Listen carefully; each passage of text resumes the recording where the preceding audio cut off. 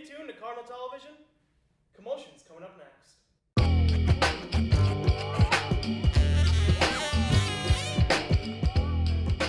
Hello and welcome to Commotion, CTV's pop culture debate show. I'm your host, James Bailey. The rules of Commotion are as follows. Our three guests will be given 6 topics to rant, rave, and debate about. At the conclusion of each topic, a winner will be announced. And at the end of the show, whoever has won the most topics, we declare the king or queen of pop culture for the week. So without further ado, let's meet our panelists. First up, he went and visited some family in Greece this past summer. We have Evan Bordas. Next up, 0-1 all-time at Commotion, but trying to get that first win tonight, we have Julie Lamphere. And finally, hailing all the way from Dallas, Texas, we have John DeVoe. You guys ready? Let's get right into the Commotion. So now that we're in the heart of October, we're officially into fall, which is unbelievable given the weather we've had. But that brings us to the overload of pumpkin spice. See it everywhere. You've got the basic white girls at Starbucks, all that sort of stuff. So the real question tonight is, are you on board with pumpkin? We'll start with you, Evan. I'm actually not on board with pumpkin, and here's why. The apples in New York are just so incredibly good. Pumpkin is just so boring compared to them. And I usually don't drink a whole lot of coffee, not really a whole lot of pumpkin spice. But if there's one thing I do love about fall, it's definitely the apples. Like, I don't know if you've ever been to Schutt's Apple Farm down in Webster. No. Just some of the most incredible apple cider ever. It won like some big award for apple cider. Great apples. Love apple picking. Interesting. Julie? I'm on board with pumpkin. I think it gets me in like the fall mood and like gets me like, ooh, it's fall, it's a good season. So I'm on board with it, and it tastes really good. So I like it. Interesting. I am not on board with pumpkin spice. Absolutely not. No, it's like pineapple on pizza. Or just a combination that's absolutely atrocious. It's harsh. No pumpkin spice for me. Interesting. So keeping with the stereotype, the white girl here goes with the white girl drink. Of So course. since you are the one pumpkin person, what's your go-to pumpkin item then? Oh, I don't know. I mean, there's like a ton of pumpkin stuff from like Dunkin' Donuts that I'll drink, or you can like put in like coffee or something like that. So that's probably what I'll get. Okay. And so going around, I guess. So Evan, you established yourself as an apple person. So what's your apple product then that you're gonna go to? Love cold apple cider and hot apple cider.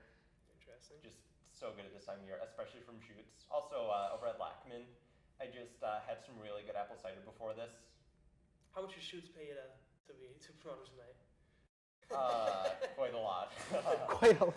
So John, are you an apple person then more than pumpkin, or do you just not in like the fall food type Well, so where I come from, fall is exactly the same as summer. That's true. So I stick with iced hazelnut lattes, that sort of thing. Yeah, there's no fall where I come from. No fall. That's kind of sad. Well, it needs more summer. That's true, but summer. It's been 90s where I'm Fall's my from. favorite season, so Fall is it's pretty sad for me. Really? So fall is your favorite. That's interesting with the apples. Would you say you're a big pumpkin person? So is fall your favorite season because you get the? Yeah, definitely would say fall is my favorite season. I love Halloween, and like I love just like the leaves changing and stuff is really beautiful. So I would say fall is my favorite season. Okay, and then I think we can. I'm a summer person. I love the hot. I love the swimming in the water and hanging out on the beach. Get my beach bod on. It's great, and I can't do that here in the fall. Yeah, unfortunately. Yeah, well, you'll get used to it. So we'll move on now. So that first topic, I think, Evan, you were definitely the most passionate with all your Shoots farm there. Thanks. It's a great Sure, they place. appreciate the shout out. So I'll give you that first one. But we'll move on. So fall brings a lot of outdoor activities as well. So let's say you have a free Saturday afternoon, you have nothing to do. What is your go-to fall activity? Julie, we'll start with you on this one. I love carving pumpkins with my family. I think like that's such a fun activity to do because all like the funny faces we make, and then like if we mess up, we make fun of each other for it. So like I love doing that with my family. Carving pumpkins, nice. Well, in keeping with the southern fall that doesn't exist, I don't really have a favorite, classical fall activity. So my favorite fall activities are the same as my favorite summer activities, which are, swimming and, hanging out outside and that sort of thing. Interesting. Evan? Well, from last year, my favorite fall activity was raking up a pile of leaves and jumping into it with my dog. Got some great pictures with that. My dad took some pictures. My brother were in them too. So I just love the face of my dog's expression when he jumps around in piles of leaves. Just loves to do it. Interesting. So adorable. Surprisingly said that the American tradition here in the fall, any sports tradition actually. I guess the fall classic for baseball. I was thinking football. You know, and I know personally. I brought this up thinking. I wrote this question thinking about that because a Saturday afternoon I have nothing to do. I'm either gonna be watching college football on TV or hop out to Groundy Stadium here, or hop out to anywhere watching football. Especially Texas. You gotta. So, unlike most Texans, if you go to Dallas and you're not a Cowboys fan, it's like wearing a Boston hat in New York, right? But I'm not. I'm not a Cowboys fan. I'm a Green Bay fan, as it turns out. Doesn't make any sense, I know. Doesn't make sense to me either. And I would say that I'm like a fair weather Green Bay fan. Are you on board this year? We're doing pretty well this year. We are. Unfortunately, the Chiefs have done very well. Who knew? But no, we're 4-1 this year, so I'm pretty happy with that. That's true. So you mentioned the family kind of aspect with the pumpkin. You guys do anything? Your family do anything else in the fall together? Oh yeah, Sundays are big football Sundays in my house. So my dad makes his chili, and then my brothers are rant and rave about their fantasy football and stuff like that, and it's really fun to just watch them go at each other about all their teams and stuff like that. It's really funny. I know Brendan's a Raiders fan. Is that Lamphere thing? Yep, my dad, my sister, they're all Raiders fans. And then my brother's a Chargers fan, so it's funny how they go at each other all the time. Yep. Interesting. Anything? What about a more of a family kind of communal thing? You guys do anything like that, Evan? Yeah, we have a pretty big celebration for Thanksgiving. And also, I run cross country, so that's another sports part of it. A lot of times when I have a meet close to home, I know this weekend for Saturday, I'm going to have a meet at the U of R. My whole family, my grandma's going to be there, and that's just going to be so much fun. Oh, nice. Love running cross country in the fall, especially when your family's there to support you. Definitely, yeah. And good luck this weekend. Thanks. So, okay, I guess we'll bring that number 2 to a close. I like bringing the whole family in here. I guess I got a little soft spot for Brendan still, but I'll give you that. I'll give you that first one. So, that was our first segment. That was our fall segment that you guys headed on, but we're going to keep going here, head into a break. We'll be right back with more Commotion. Morning, Gary. We are GetSchooled.com. You want a college education, don't you? You know you do.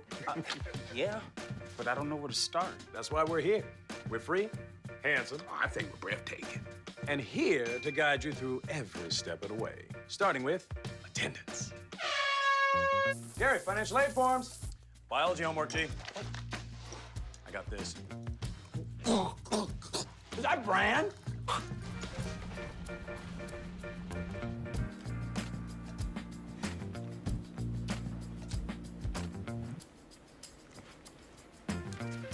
Colleges love extracurricular activities. Chess really isn't my thing. I got this. Doesn't matter. Go ahead. Picking a college, man. You and us. We go together like tacos and Tuesday. And I love tacos. Fire and ice. Those don't really go together. Go to GetSchooled.com for more info. All right, welcome back to Commotion. So our first segment talking all about fall and keeping with the fall theme a little bit. Fall also brings along the return of many television shows, notably Saturday Night Live. So season 43 began on September 30th, and it came with the return of Alec Baldwin portraying President Donald Trump.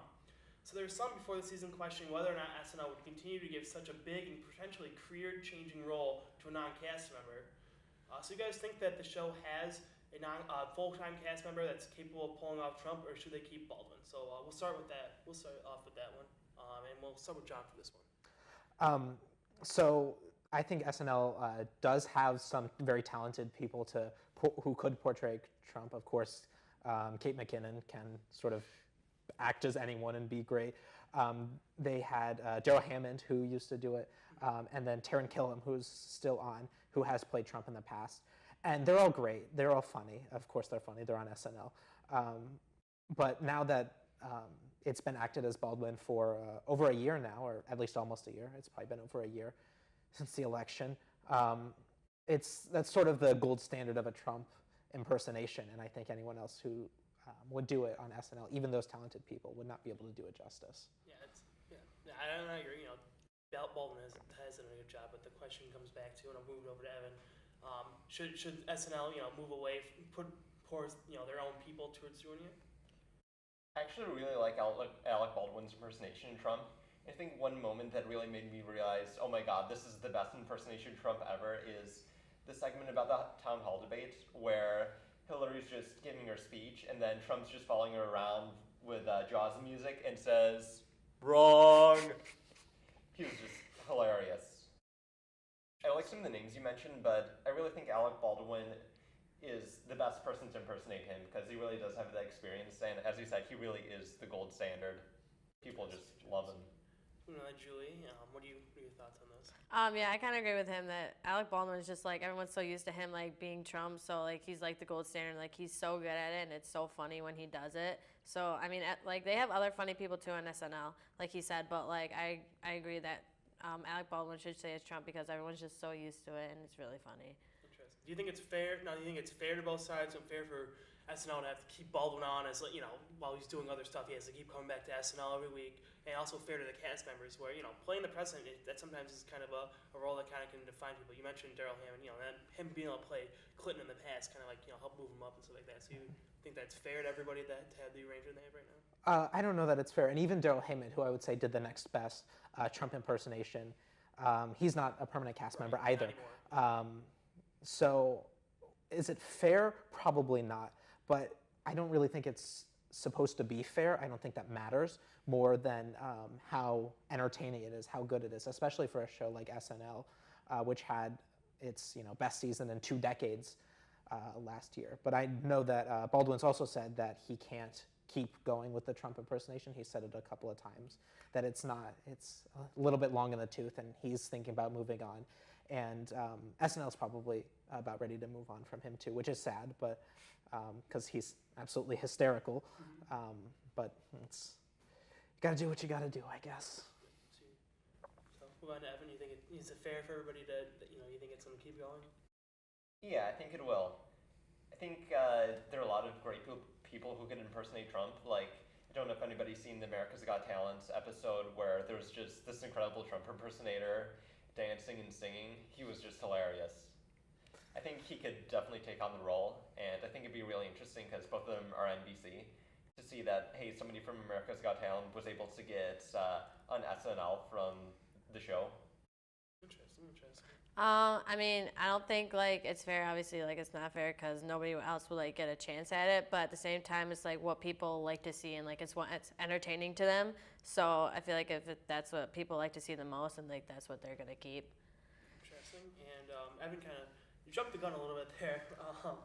But yeah, so if you guys could pick any person that isn't on SNL to be Trump, who would it be? So Evan, you kind of gave yours. Would be the America's Got Talent guy. So Julie. I don't know. I really like Alec Baldwin, so I think I would stick with him. I mean, he's just so good at it, and like his impersonations are so funny. So I'd stick with him personally. All right. Before we wrap it up here, John. For actors, I would say stick with Alec Baldwin. But if there was anyone could play it, I would love to see like Mike Pence play Donald Trump, just to see that sort of like joking around, or just some of the people that he works with. I think that would be hysterical, just to see how they could, put another spin on it. Interesting. All right. Well, I like your examples. I like bringing up the people on SNL in the past, and that would be interesting seeing how someone in the administration. So I'll give you that. I'll give you that one, John. Woo! All right. So moving on to our next topic. In keeping with television, let's move on to game shows. So New York City bartender Austin Rogers has gone viral thanks to his quirky antics and large bets.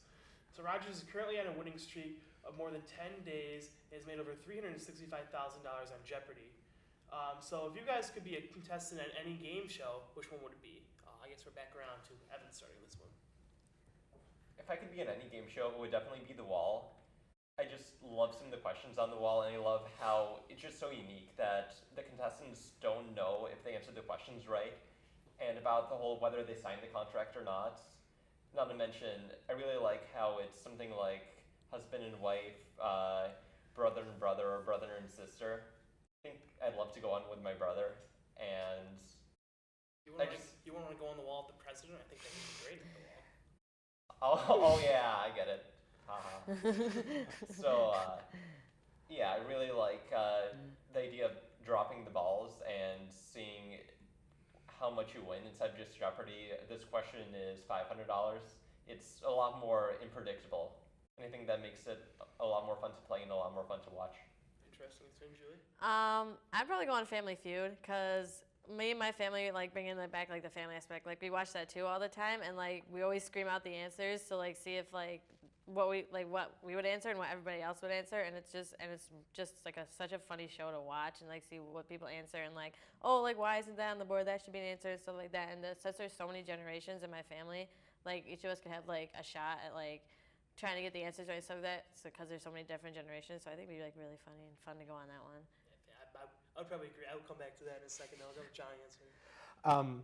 So my problem with shows like, not my problem, they're fun shows, especially The Wall with Chris Hardwick is really fun, and he's funny because he's a comedian. But I am not a good trivia person, very bad at trivia. So shows like Jeopardy, Wheel of Fortune, The Wall, those things, even Family Feud, I'm no good at trivia. So if I had to choose a show, it would probably be Deal or No Deal.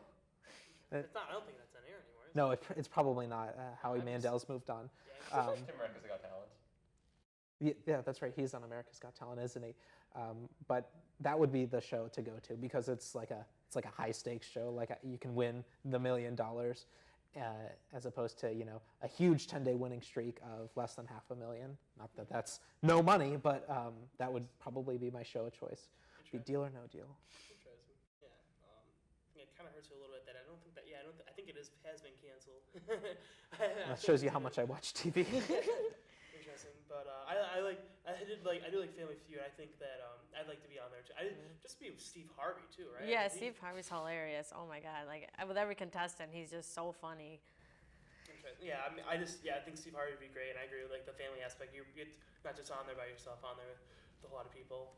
So if you want to, what else you guys say about the Wall? I just really like how it tests people's relationship. Like, it really tests about whether should I sign this, should I not sign this, what'll make my person who I'm playing with happy. And I like how the questions are based in pop culture. They're things that you probably need to know in society. And it's definitely different from Jeopardy, which is what I like. I like how there's an element of skill, memorization, and also luck to it. Interesting. No one wants like the grandma special with Price is Right in the middle of the day. No one. The Price is Right. Yeah, forget about that. What else? Who Wants to Be a Millionaire? That used to be a big one in the past. Man, it's hard. Like, do you think game shows like struggle? I mean, like how like if you fail, Wheel of Fortune, Jeopardy, all those ones have been around forever. But I think you kind of got to it, where people don't watch as much live TV anymore. So quick lightning round. Do you guys think that game shows are kind of still going to be? You think that they're going to start struggling here in upcoming years? I don't think so. I think game shows are sort of hitting a different target than the type of people who watch Netflix and Hulu, stream TV. So no, I don't think game shows are going to struggle. I think they'll be in the different audience. Real quick, Julie. Yeah, I don't think they're going to struggle either. I mean, I think people love watching them and like love seeing the contestants and stuff. So I don't think they're going to like go down anytime soon. And real quick, Evan. I think game shows are definitely evolving to be something more than just quizzing people or just random luck. I think they're starting to be more emotional, like The Wall, really giving people a chance. Interesting. All right. So one of the one that I like Family. I'm sorry, I've never seen The Wall before. You're right. It's a great show. You've never seen The Wall? It's awesome. Well, LeBron James is the producer. Interesting. Yeah. I mean, I like I like The Wall. I like making fun of that wall. But yeah. Well, so I'm gonna give that one to you, Julie. I like the Family Feud thing. So that's the end of our second segment. But come on back here for the conclusion of Commotion to find out who's gonna be the king or queen of pop culture. Every time I hear the alarm bell go off in school, I think it's an air raid. A lot of houses in our neighborhood have been destroyed. I like to close my ears and sing songs whenever the bombs come close. I'm worried our new neighbors won't like us. But I know it's all gonna be worth it. I just want my family to be safe. But these are not my words. These are not my words. These are not my words.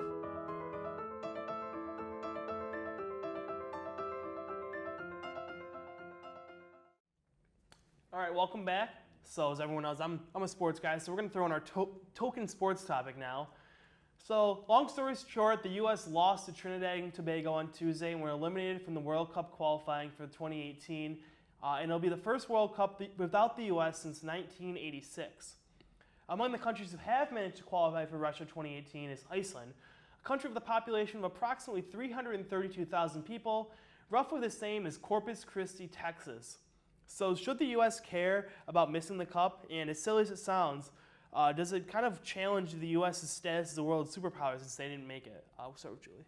I mean, I think they should care because it's been like 36 years since they haven't been in the World Cup, so it's like a change for them. And like, I know like a lot of fans are devastated because of it. So I mean, I think like it should have an impact on them. And yeah, the U.S. status as a world superpower, I don't think like that has like a really like impact on it. I mean, I think, they should care that they haven't been to the World Cup, but like, yeah, I don't think it's really gonna have an impact on the world superpower. Interesting. John, any thoughts? I think devastated is the right word. I'm not a big fan of soccer, James, but I've read about it. I know that they had that new superstar player who scored a goal on us, which is, real American of us guys. But no, I don't think it's. I think it's devastating in soccer fans, but in the grand scheme of things, it's not that big a deal. As for challenging us as a superpower, I think if there's something you're going to challenge, it's not going to be our state in the Soccer World Cup. Interesting. Evan? I think the expression on Pulisic face was that star soccer player, one of the only stars since Landon Donovan. I think his expression after he scored a goal on the U.S. really says it all. It was just absolutely devastating. It definitely shouldn't have happened. I think the other important part about this is that we'd recently fired this coach from Germany, and that maybe wasn't such a good idea, considering that we just had such a star team this year with Tim Howard, the goalie, and my uncle is a soccer coach at the U of R for the women's soccer team, and he is absolutely just devastated over this. Yeah, and I think people around soccer, if anyone saw the video of on ESPN of Taylor Twellman, a former U.S. national team player, just ranting about it. It's devastating for soccer. His big point was, such a small country, we have 100 times the people as Iceland, so even if soccer isn't our main sport, you figure we'll all piece together, 11 guys that can go out on a field and put it together. So that's kind of what the question was about the world superpower is, what does it say about the U.S. that all these small countries, maybe sports isn't the most important thing, but all these small countries are able to put these athletes out there and put these these organizations together, and the U.S. can't seem to do it on the sports stage. It's one of the biggest in the world. Well, I think it says more about Iceland than it really does about the U.S. Iceland being such a small country, the size of Corpus Christi, Texas, is it says something about their ability to put together a World Cup-worthy winning team. It also is, I would say, it says something about, I'm sorry, I don't know his name, but the player on the U.S. team. Pulisic, yep. Pulisic? There. I don't know a ton about soccer, but I know that the field is pretty darn big. So I have to imagine that somebody had to have been yelling at him as he ran all the way across the field to score that goal. I don't know exactly how it went down, but it's. I think it says something to him personally. But as for the U.S.'s status as a superpower, or even the U.S. in general, I don't think it says that much. Interesting. So the sports disappointment shouldn't affect the U.S. overall.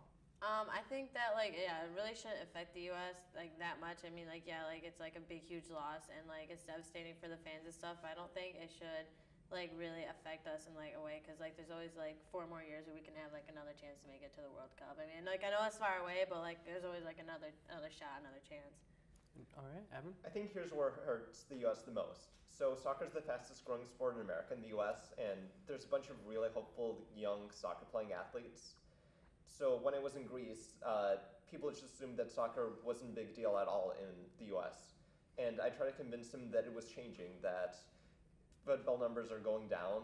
Parents don't want their kids to play football. Instead, they want them to be playing soccer, which just takes so much more athleticism and less injuries than football.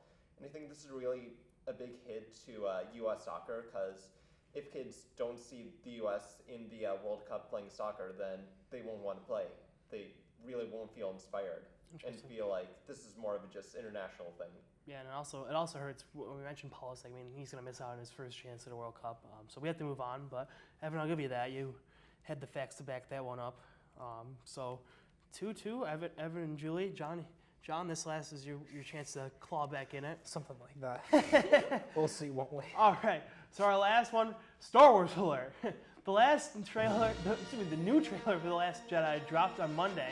The trailer revealed that Luke Skywalker is seemingly afraid of how strong the Force is with Rey, and ends with Kylo Ren reaching out to Rey, a la Darth Vader to Luke in Episode 5.